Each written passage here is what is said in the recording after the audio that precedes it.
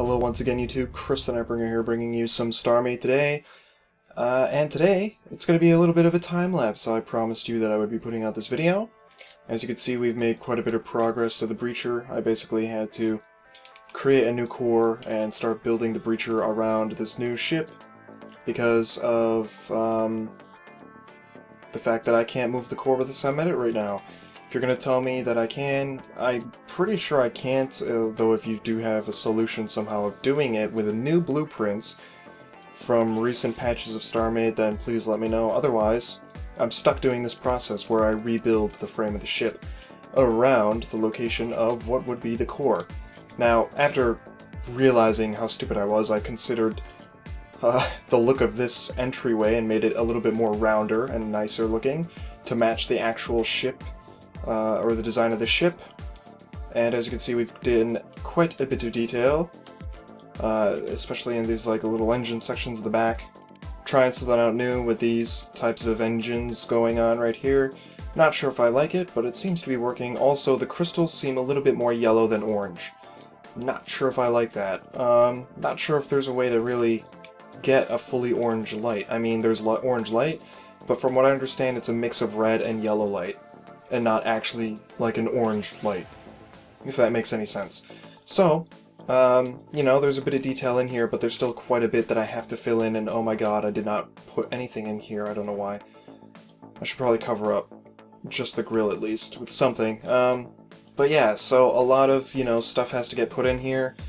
There's, you know, plenty of room for things, like this is probably going to be a power reactor and engine section. This entire thing back here is filled with engines, although it still has to be detailed. So yeah, I'll visit you once again after this little segment is done, and I've done a little bit of time-lapse, and hopefully by then the entire hull will be finished. I won't record all of it, but I'll record a good chunk of it. So enjoy.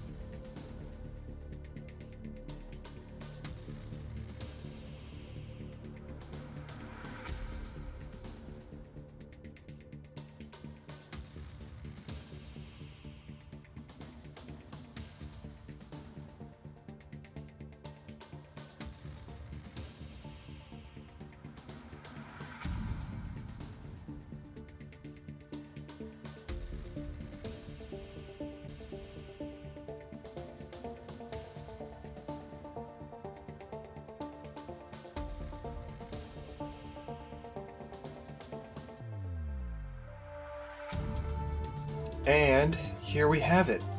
So obviously this is not the ship that I was working on just a few moments ago, but it is in fact what we started off with, and I just wanted to show you the progress I've made, because what I'm about to show you will hopefully blow your minds away, because it's really great.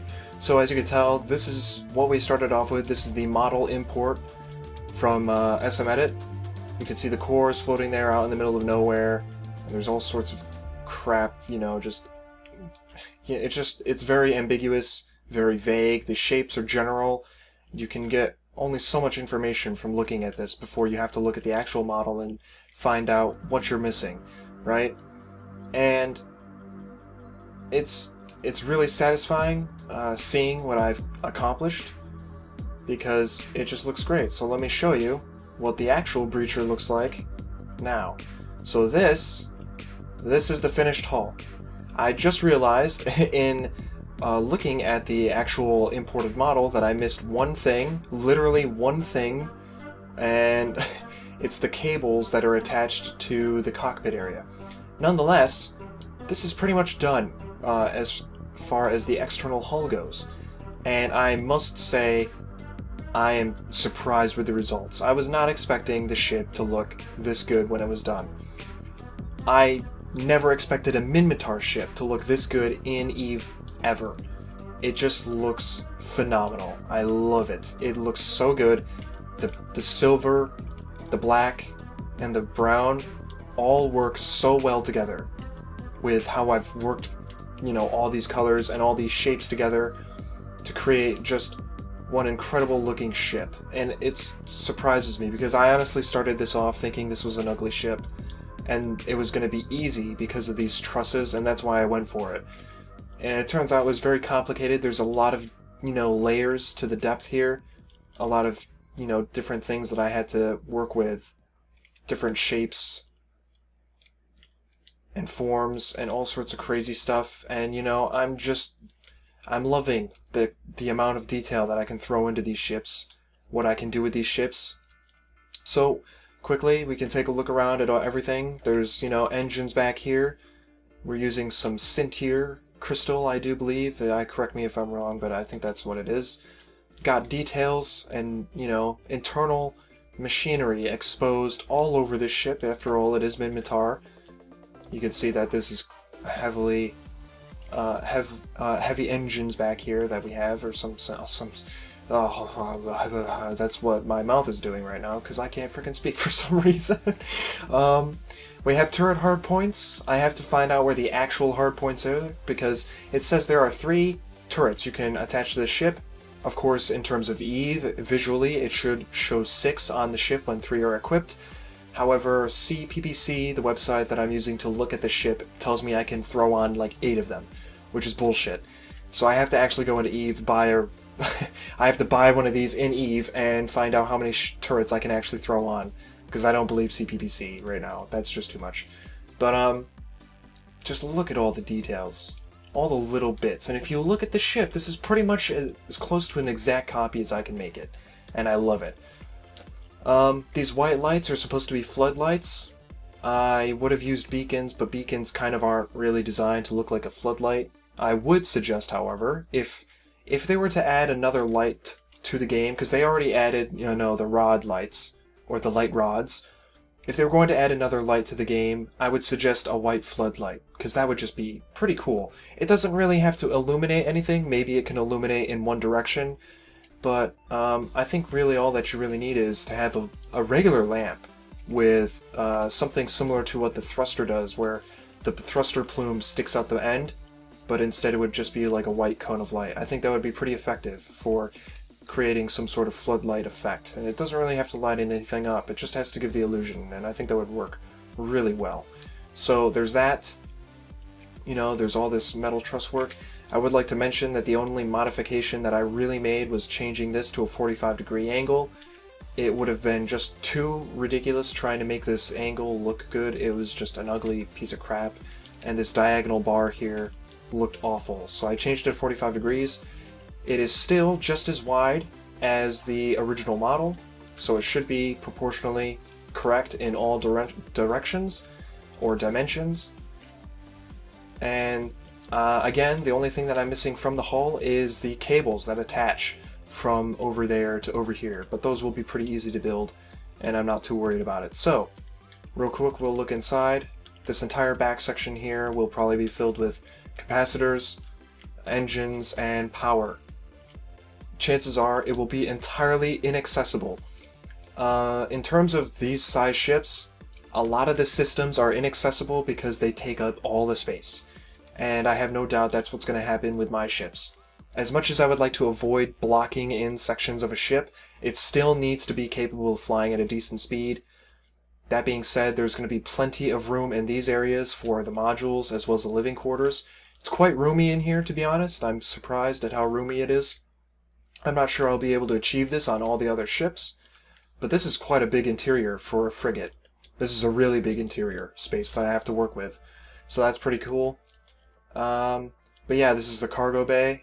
Cargo bay doors on each side, which is cool. It's kind of a unique feature. There's not really a lot of ships that have multiple cargo bay entrances, I don't think. But there's, you know, there's that. I'll probably have some sort of hallway going down the middle, leading up into this section, which will be a crew quarters area. Seems to be the most heavily armored section in the area of this ship, so I think that's a good spot for the crew quarters. Not a lot of hardened hull. A lot of the hardened hull is actually in these trusswork beams here, just so that, you know, they actually can withstand. I think they would be a lot stronger than the rest of the actual hull plating, so I think that just makes sense to me. So yeah, lots of awesome shit. So, I hope you guys enjoyed this build, this little time-lapse that I did, even though a lot of this showcasing came afterwards. There's just details upon details everywhere on this ship, and I freaking love it. So tell me what you guys think. Leave some feedback down below. I did stream today on Twitch, and I was joined by a few people, and we all had a good time talking about what I was doing, you know, some Eve ships and all sorts of other things. So if you're interested in that, you should totally go and check out my Twitch. There will be a link in the description, and you guys can follow me there.